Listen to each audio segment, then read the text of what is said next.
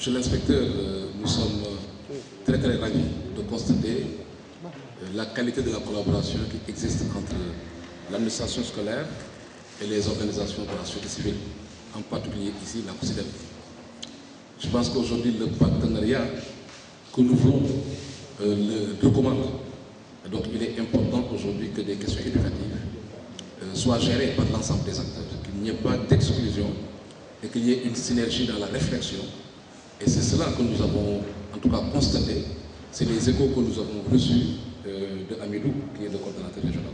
Nous vous en remercions très sincèrement.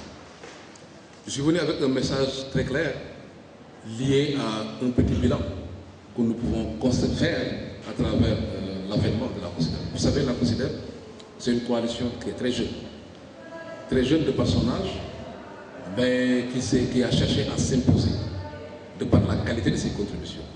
Jeune de par son âge parce qu'elle est née simplement en 2008 et a été installée dans les régions en 2010. Jeune de par son âge et de par aussi sa structuration, parce qu'on avait démarré avec cette organisation, aujourd'hui nous en sommes à 125. Nous avions démarré simplement dans la région de Dakar, aujourd'hui nous avons des antennes dans les 14 régions du pays. Donc cela veut dire quoi? Cela veut dire que c'est une coalition qui a cherché à régler ce que nous avons appelé l'assise institutionnelle, et pour nous c'est important, c'est primordial. Cette coalition, monsieur l'inspecteur, réunit 5 familles d'acteurs. Nous avons la famille syndicale. Nous ne pouvons pas discuter des questions d'éducation sans avoir les enseignants. Nous avons la famille APE, les associations de parents d'élèves, les ONG et des actions, Abdou Khadim Ndiaye qui est là, et des actions internationales, à côté de Action Aid, de OSIWA, de Save the Children. Toutes ces ONG sont membres de la coalition. La 4e famille, c'est les OCB, les organisations communautaires de base. C'est important parce que nous pensons que les questions éducatives doivent être certainement discutées au niveau le plus local possible. Et enfin, la presse. Mais une presse qui ne vient pas simplement pour couvrir des événements, mais une presse qui vient s'impliquer, qui vient effectivement donner son point de vue sur un peu la politique éducative. Voilà qui nous sommes en termes de composition. La COSYDEP, c'est aussi beaucoup d'activités qui ont été menées durant ces deux ans pour Ziguinchor ou 3 ans pour le niveau national, à travers plusieurs études et recherches que nous avons menées. Vous le savez, l'Observatoire de l'éducation nous a permis, en tout cas, de consolider une hypothèse que nous avions, nous, en mettant en place cette coalition, qui était que si nous voulons faire de la qualité dans le système éducatif, il faudrait certainement s'appuyer sur l'enseignant. L'enseignant était l'élément clé. Et pour nous s'appuyer sur l'enseignant, c'était travailler sur son recrutement, avoir un système de recrutement transparent et démocratique.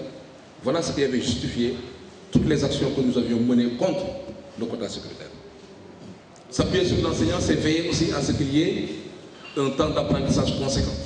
Et voilà ce que nous a amené, je crois que je rencontre votre inspecteur très souvent au niveau des revues, mais nous ne cessons d'insister sur la nécessité de rallonger en tout cas la durée de la formation des enseignants. Nous pensons que l'enseignement, c'est un métier. S'appuyer sur l'enseignant, c'est aussi le motiver, de sorte qu'il ait l'esprit dans les classes. Voilà donc nous, notre hypothèse de départ. Nous pensons que si nous avons des enseignants de ce genre, mais si nous avons aussi une communauté plus impliquée, l'école qui ne soit pas seulement l'affaire de l'enseignant et de l'inspecteur, mais l'affaire de tous, nous pensons que nous pouvons le réussir. Voilà ce que notre hypothèse de travail. Et c'est cette base que nous pensons pouvoir booster l'éducation. Mais l'éducation pour nous, c'est aussi un droit. Un droit, cela signifie que tous les enfants de ce pays devraient pouvoir en bénéficier. Nous avons constaté qu'il y a des zones où il y a des difficultés d'accéder à l'éducation. Les zones réfractaires à l'offre d'éducation, nous le savons, et des études ont effectivement démontré cela. Et sur ce plan-là, nous sommes en train aussi de travailler avec l'autorité scolaire, donc dans ce cadre-là, à travers ce que nous avons appelé notre programme d'éducation inclusive, qui essaie de travailler sur la problématique des exclus. Donc voilà ce que nous faisons. Nous pensons que aussi le premier mandat que vous venez effectivement de boucler, c'était juste un mandat de l'affirmation. Il fallait s'asseoir, il fallait exister.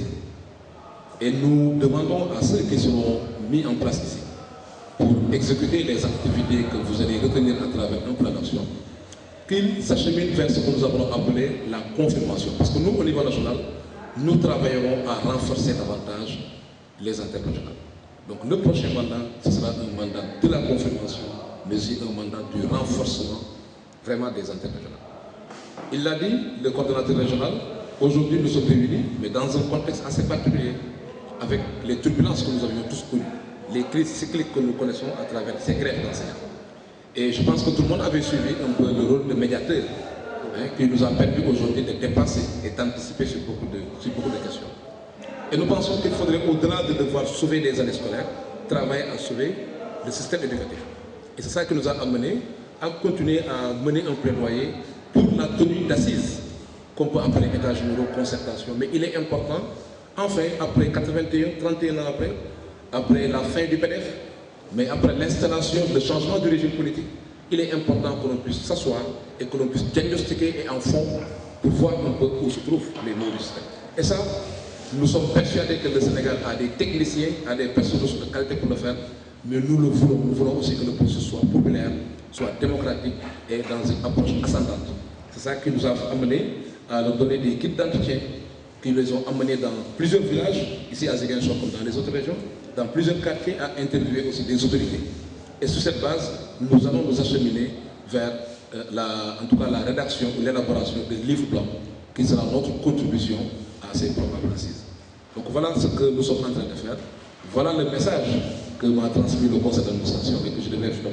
Nous sommes là, c'est votre assemblée générale. Nous allons écouter, nous allons prendre note et nous allons effectivement, puisque nous partageons une même cause, veiller à ce qu'on puisse partager aussi les valeurs et les missions, et les principes liés donc à cela. Nous vous encourageons à continuer à travailler avec l'inspection d'académie, à appuyer l'inspection d'académie, parce que l'éducation, c'est une responsabilité de l'État. Nous venons juste en contribution. Donc il faudrait se dire qu'on ne peut pas du tout intervenir dans ce secteur sans avoir une qualité dans la collaboration avec l'autorité. C'est ça, en tout cas, nous que nous faisons au niveau national, tout en gardant notre autonomie, ça c'est clair, mais nous essayons de travailler tout le temps avec le ministère de l'Éducation, avec toutes ces directions, et je crois que l'inspecteur d'académie a certainement les échos, effectivement, du niveau de collaboration que nous avons au niveau national. Et nous vous encourageons aussi à avoir le même niveau, ici au niveau régional, pour ensemble qu'on essaie de booster ces questions et faire de l'éducation, en tout cas, le levier du développement. Je vous remercie de votre attention.